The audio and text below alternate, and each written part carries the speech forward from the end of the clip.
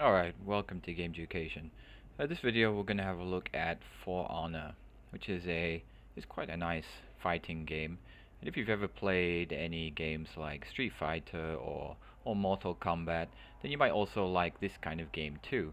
The main difference being that Mortal Kombat and Street Fighter are traditionally what we might consider to be 2D games, because you generally have a fixed camera and you can see both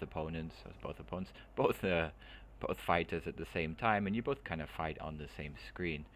Whereas For Honor is three-dimensional, and the camera will be locked behind your character, and you can just run around in a quite open world.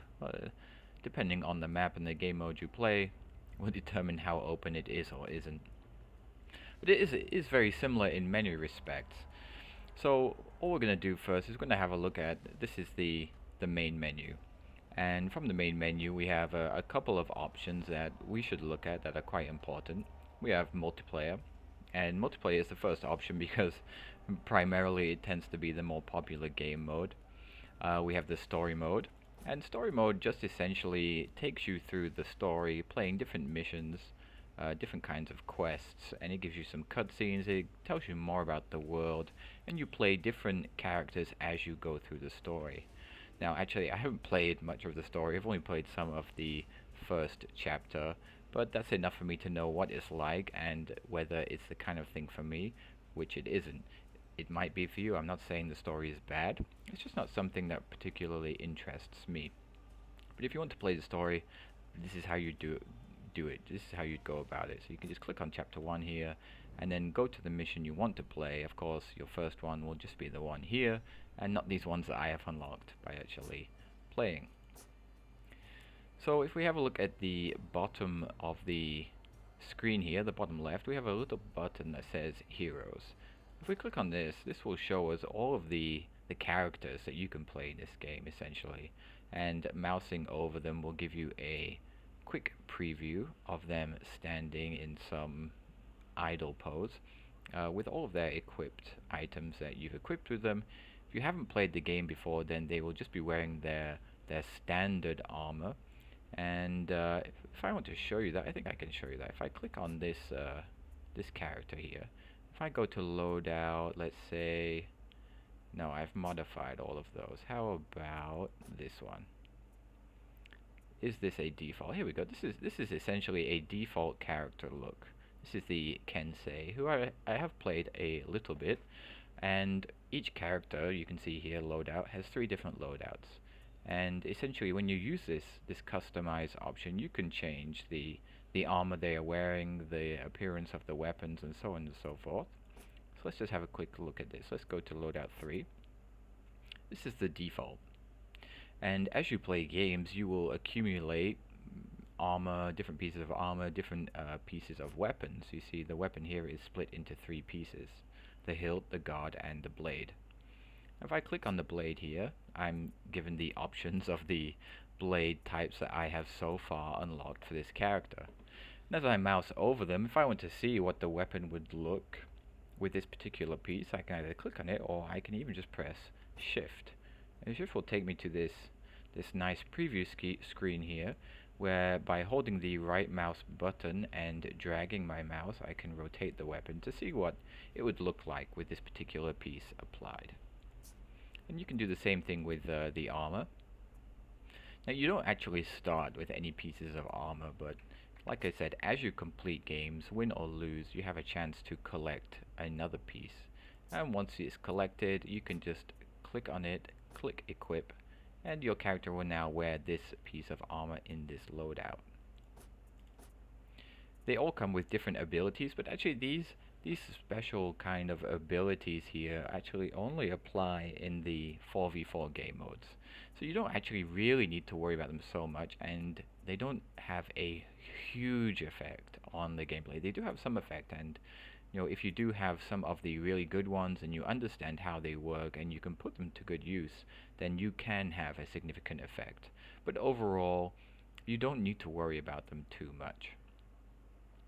So let's just go back. This is customizing the appearance of a character or a hero. Let's go back to the character selection screen here. So you see there are actually quite a lot of different characters. And on the right side here we have the newest selection of champions that were released in the Marching Fire expansion. And we can see that here on the left side. It says the Marching Fire expansion. Because I haven't bought this expansion, these characters are locked. But actually I can unlock them just using the steel currency here, which you can see I have 51,000 of. So if I really like this character Tiandi and I want to unlock him, it says here when I mouse over, if I press right click, I can unlock this character for 15,000 steel. I don't want to, so I'm not going to, but as you play the game, you accumulate steel. And so actually you can unlock all of these characters that you see here just by playing the game. Once you have the original base game, or you bought the original base game, you don't actually need to buy this expansion, the Marching Fire expansion, because you can unlock the characters with the steel that you accumulate anyway.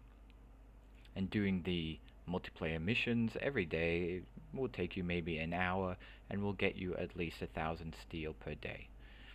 There are other ways to get steel. You'll get bonus steel from completing the story mode, and you'll also get some bonus steel by completing the trials here, the apprentice trials and the warrior trials.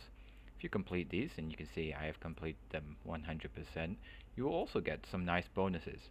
And these trials are basically just a really nice way for you to learn how some of the mechanics in the game work. So I definitely recommend trying to complete all of these trials, because the things they ask you to do, the things they try to teach you to do, are actually quite important to the game, and you'll find that learning these kinds of skills will help you to play better. But all I want to do right now is I just want to use this training arena. This is a really nice way to learn how the game works and kind of get a feel for it. So what I'm going to do here is select a map. This one looks nice, a sanctuary, and let's play at night. Okay, that's done. Let's select the opponent. Let's have this Lawbringer as the opponent, and we'll set the bot to level 1. Level 2 is harder, level 3 is actually very, very hard. So if you just want to practice against a simple opponent, I definitely recommend a level 1 bot first. And then if we press launch, it loads the map and it takes us here to the character selection screen.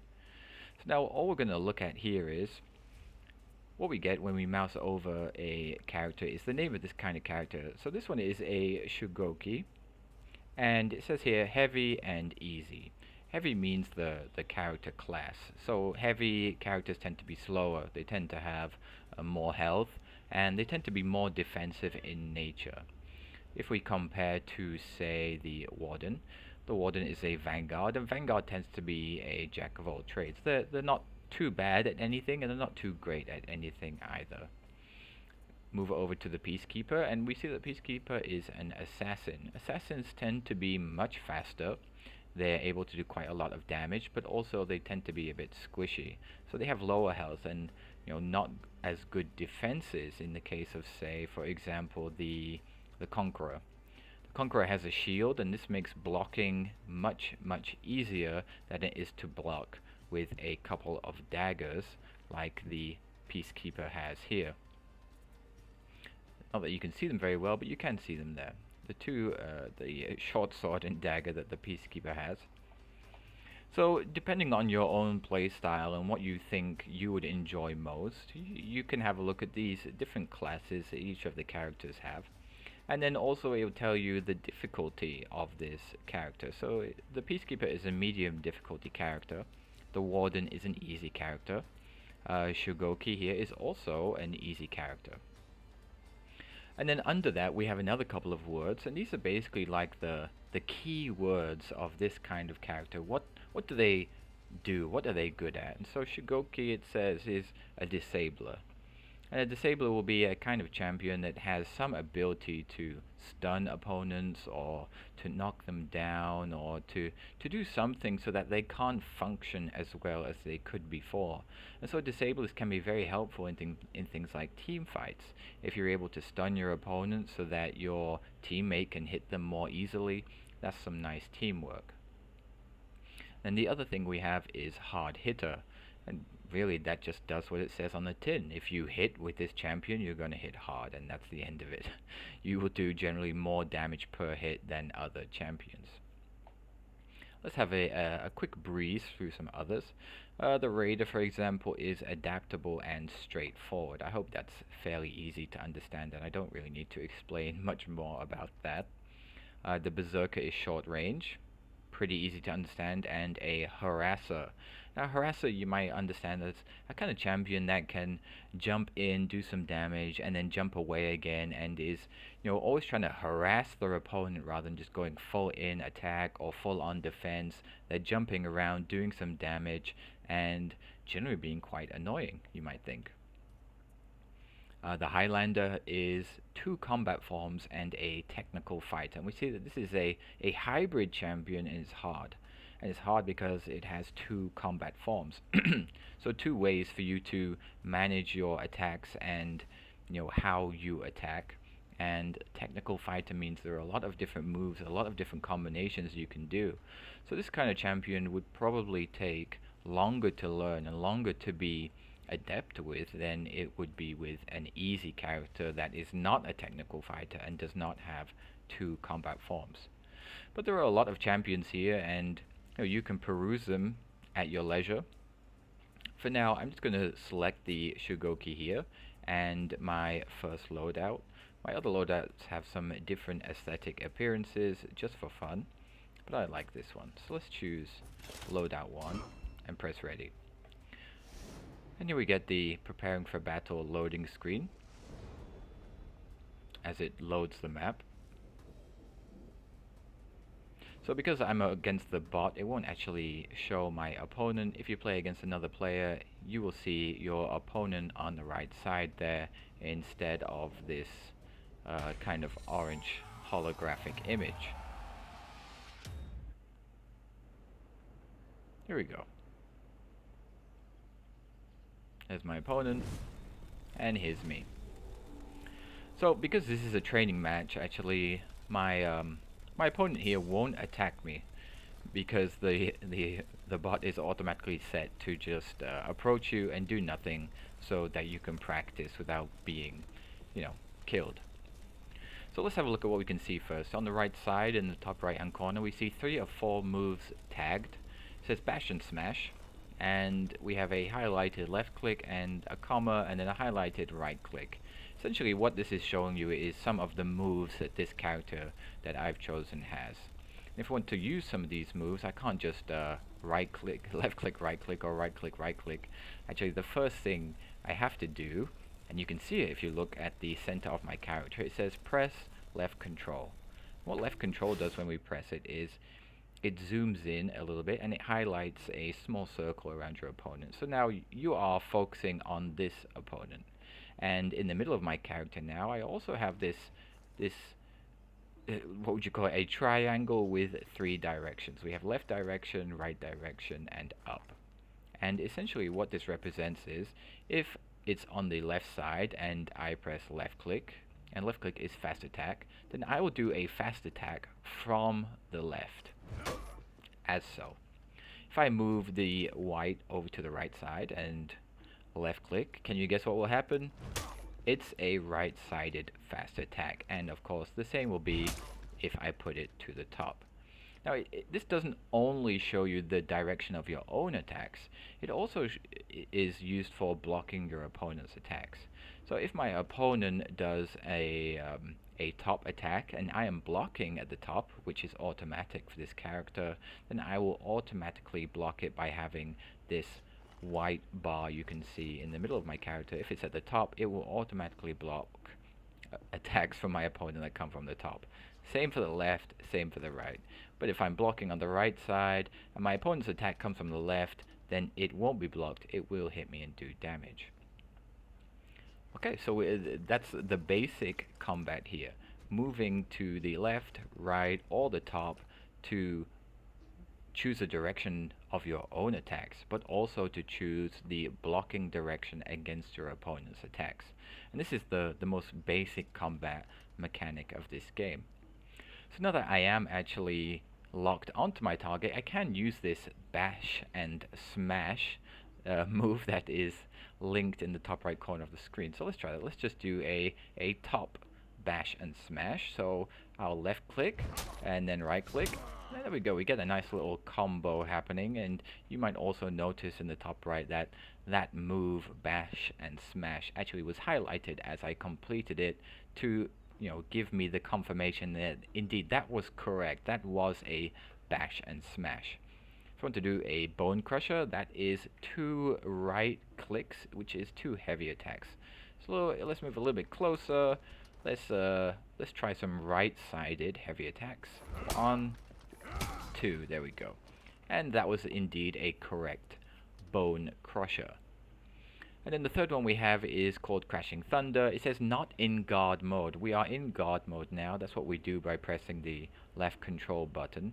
So if I want to get out of guard mode, all I do is I press the left control button again, and here I am, not in guard mode, not focusing on my opponent, and I can just walk around freely, however I want. If I press shift while moving forward, I'll actually run or sprint. And this Crashing Thunder move requires you to be sprinting. It says hold the shift key and then press right click. So if I press right click, there we go. I did a Crashing Thunder. Now, because this opponent is chasing me, it's not so easy to do this Crashing Thunder onto him, but that's not so important. Let's have a look instead at the moveset. So if I just press escape, we get this menu here, and I go down to moveset.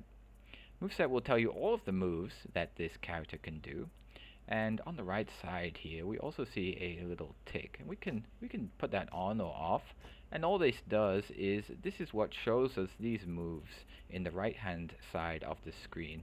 So if I select it, it will show it there, and I don't need to remember because I'll always have this visual reminder right in front of me.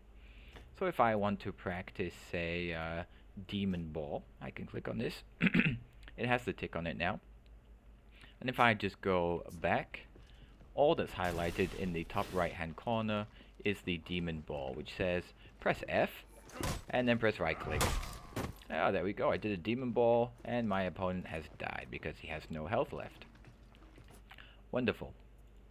Now on the left side here we have something called Hero Specific, and essentially what this tells you is what are the kind of special things that this champion has or can do. It's not always about a move and an actual action that you do, which is here on the right side, but instead this is something a little bit different. For example, uninterruptible stance attacks, light attacks, which are left click, heavy attacks, which are right click, and Demon Embrace, which is actually my special move here, all have uninterruptible stance. What that means is once I start doing this attack, once I start doing a light attack or a heavy attack or a Demon's Embrace move, if an opponent hits me, I won't actually be interrupted from that move. My move won't stop. So I can start my heavy attack, and even if my opponent hits me, that heavy attack won't stop. It's still coming. Whereas for other characters, they don't get this kind of special ability. For other characters, if they start a heavy attack and they get hit by their opponent's faster light attack, actually that heavy attack will be interrupted and it won't complete and it won't do anything. So this is a kind of special ability of the Shugoki, and Shugoki isn't the only character that gets something like this, but definitely not all characters, and it's definitely unique to a few characters only. And each character you play has their own kind of special ways of playing. They have their own hero-specific abilities like this. And so it's by combining these moves and the hero-specific abilities that you will get the most out of your champion. So for example here, headbutt follow-ups.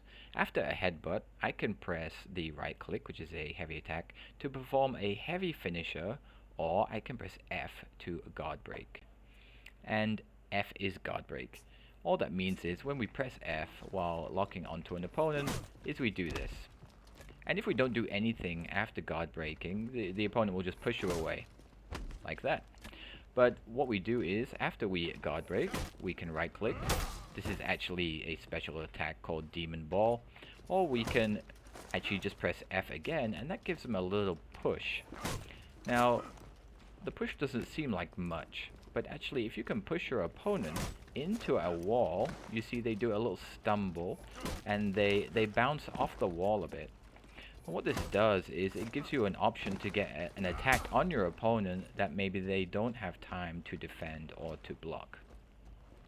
Now the other thing that you can do with the pushing is, once your opponent runs out of stamina, and you can see stamina by the green bar below the health bar. So my opponent here, Bot Sujon, has lost a couple of bars of health, but his stamina bar is full.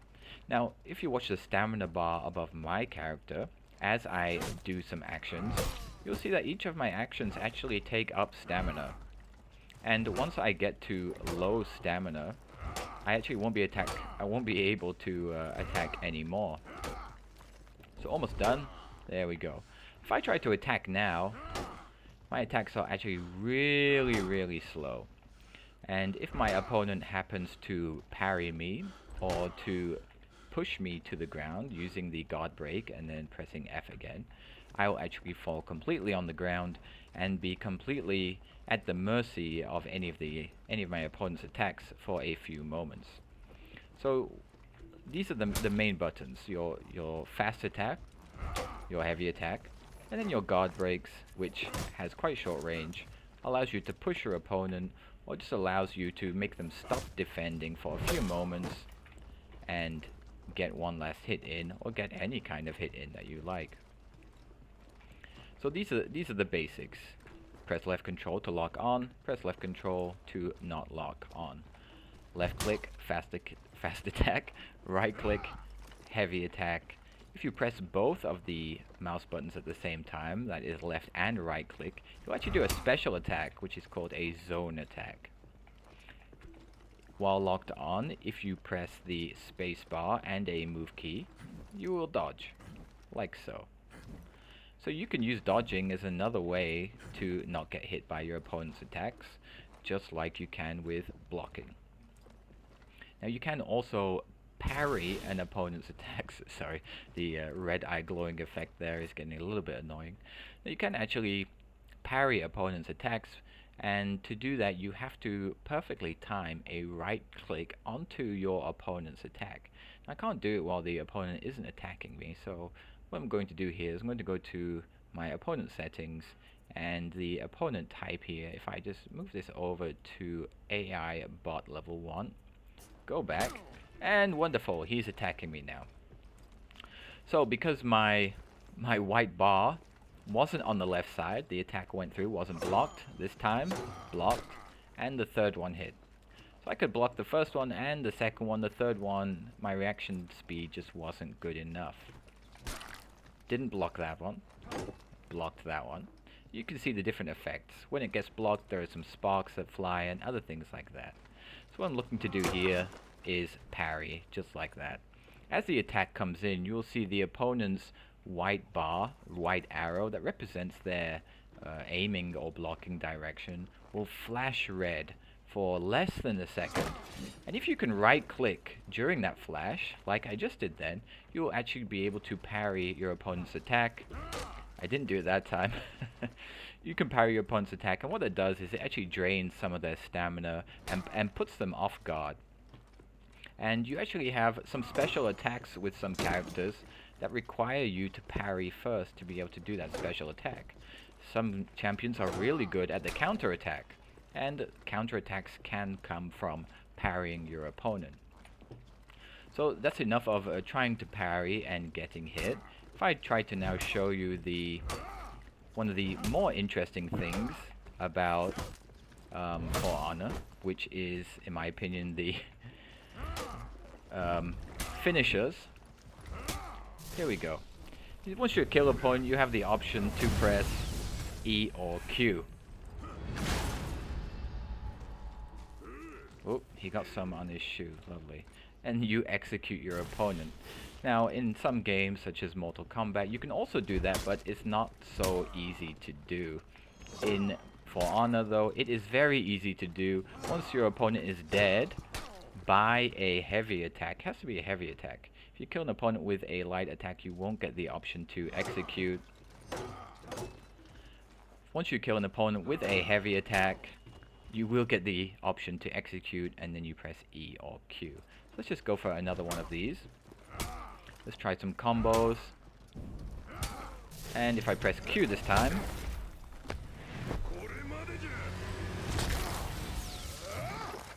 you might also notice that I regain some health from the execution. So although executions kind of make you vulnerable to an opponent by kind of freezing you in place as you execute, meaning other opponents than the one you just killed can damage you. If you successfully complete your execution, depending on the length of the execution, you will actually get some health back. So for longer executions, you would get more health back than for a shorter execution. So let's just have a look at one more here. There's the headbutt combo. And Shikoki also has this nice option of, if you hold right click, you get an unblockable attack. So if I hold right click, it's a heavy attack, but it has that kind of orange fire around it. Lovely, there we go. I love the execution with the red eyes. So, you know, essentially that's it. That's how you're going to play the game. You're going to have your opponents, you're going to press control to lock onto them, you're going to use your fast attacks and your heavy attacks, and you're going to try to use them, you know, together in conjunction in the right order, timed correctly, to try and use your combos, while also using the guard break, which might be your middle mouse button or the F key, and combining these kinds of things, blocking, dodging, parrying your opponent's attacks if you can, and utilizing your character's strengths. Maybe your character can attack without being interrupted, maybe your character has really good dodging or double dodging, or can block more attacks than others could block. I mean, there are a lot of champions, a lot of characters, and they all have some nice unique abilities. So it's up to you to choose a champion that you both like the look of and like the play style of, and then play that champion, do the training, do the apprentice and the warrior trials to learn some of the more difficult mechanics, which are these two here. And once you've done that, then you can play story mode. Story mode doesn't allow you to play a champion of your choice. Multiplayer does. If we go to the multiplayer here and we have a quick look at this, the things that you really need to understand are the orders. And orders are basically just like some requirements. If you fulfill these requirements, then you will get the bonus, it says. So it says here, this is called Beast of Horkos. And it says the rewards will be 500 steel. And remember, you can use steel to buy other characters that you haven't unlocked yet. You'll get experience points, which will level up the character you played when you completed this requirement. And you will get some battle points, which is for the battle pass, which I'm not going to talk about. And the requirement is capture 5 zones in any game mode. Most of the time, the only game modes that you can capture zones in are Breach game mode and Dominion game mode. This one is just complete 2 matches of any game mode, so it doesn't matter. You could just go and play a duel against an AI, and if you do that 2 times, you will complete that requirement and you will get those rewards. So this is the other thing that I think is really nice about For Honor, is you never actually have to play, although this is the multiplayer menu, you never have to play against people. You can, for example, let's say you want to play Dominion mode. Dominion mode is a 4v4 mode where players have to basically capture 3 different zones on the map.